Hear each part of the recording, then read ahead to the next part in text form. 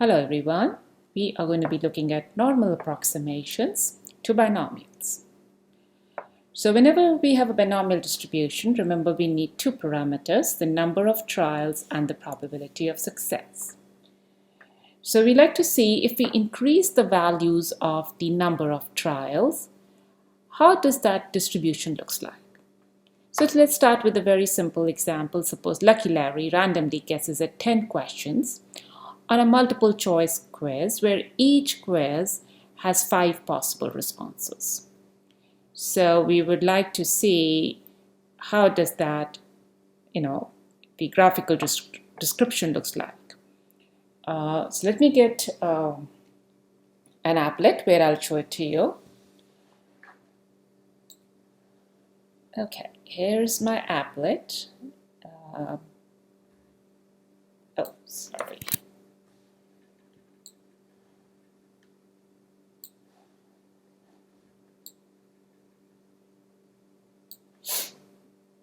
Where we are looking at the number of successes and the probability.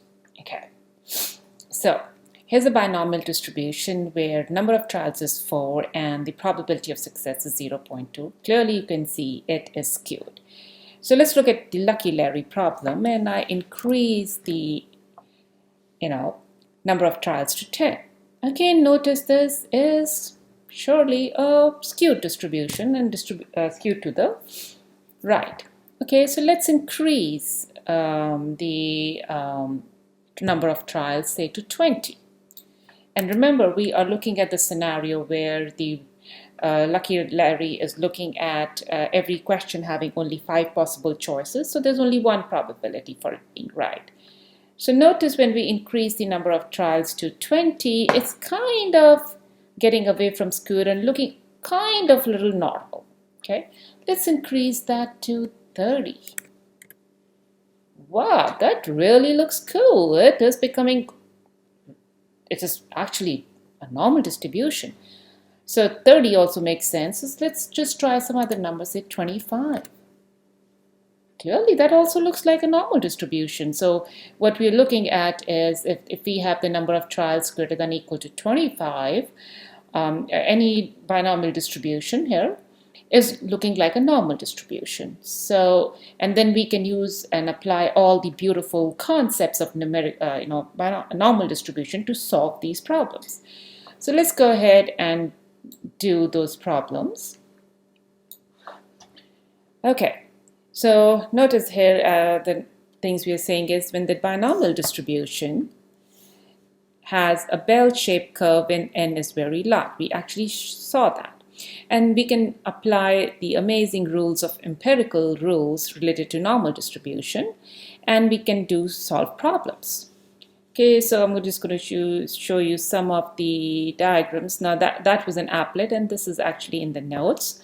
So here when we had a binomial with 10 number of trials, clearly we could see that this is a little skewed. When we increase the number of trials to 20, it is becoming a little normal, much more better than the 10 trials.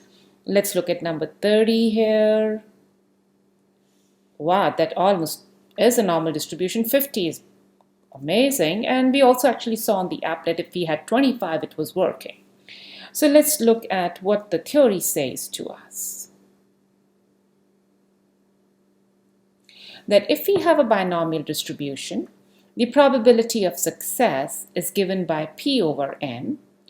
Then if we have a very large n, say 25 or more, we can approximate this binomial random variable by a normal distribution. Now remember, when we talk of normal distributions, we need the mean and we need the standard deviation. Sorry, this is standard deviation, guys, a typo.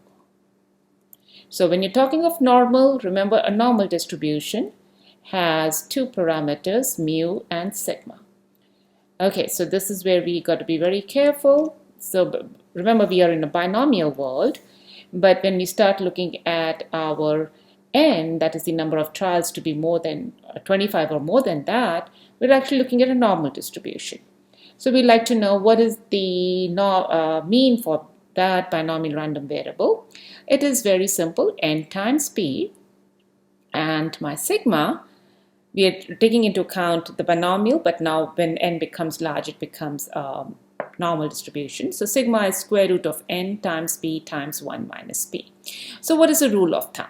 That if you are given a binomial distribution, we can approximate that binomial by applying the looking at certain conditions. If n is greater than or equal to 35 or n is greater than or equal to 25, guys, and the mean is greater than or equal to 5, and n times 1 minus p is also greater than or equal to 5. So let's start with an example here.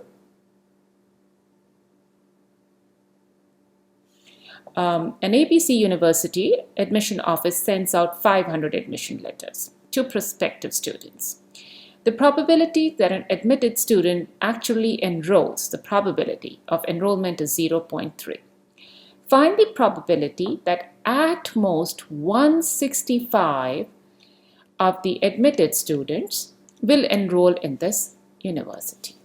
Okay, so look at this, it's a binomial, because whether the binomial is in the sense because you should have only two outcomes, whether the student will enroll or not enroll. And the probability of enrollment is called the probability of success, which is 0.3 for us. So clearly this x, which is basically the enrollment of, admission of admission of a student here who are going to be enrolled, or let me repeat again. Here the binomial random variable is of the number of admitted students who have enrolled. So we have a binomial distribution, and we'd like to know what is the probability it is that it is at most 165. So because this number is very, very large, we can actually apply our empirical distribution and get our work done, normal distributions. So n is 30, np is 500 times 0.3, which is 150, and n times 1 minus p again is greater than or equal to 5. So this tells us that we can approximate this binomial random variable with a normal distribution, which will have mean to be 150 and standard deviation to be square root of n times p times 1 minus p, which is basically n is 500, remember. P, the probability of success, is 0.3, and 1 minus p is 0.7. So when we take the square root, plug in our calculators, we get 10.25. Now here we are applying the empirical rule. So that's why we're saying, so probability x is less than equal to. So that means the students admitted who are going to be enrolled in the universities at most. So what does that mean? We put normal CDF, remember negative 9999, 165, 150 is the mean, remember, and this is the standard deviation. So when you plug in your calculators, you get 0.928. Let me just do it once more, guys, for you guys. Let's get your calculators. Take your calculators out and see if the answer is right. Okay, go ahead, second inverse. We get a new window opens up. Take the cursor to number 2, press enter. Now remember, we are at most, that means the lower value is minus 999. That's how it looks like. Take the cursor to the upper. The upper is going to be what? 165. What was the mean? The mean was what? What was the mean, guys? It was 150. And the standard deviation was 10.25. Oops, a mistake. 5, and then take the cursor to paste, press enter, enter. It's 0.9283. So 0.928. So that's how we do approximations of a binomial distribution by a normal distribution. Thank you, guys.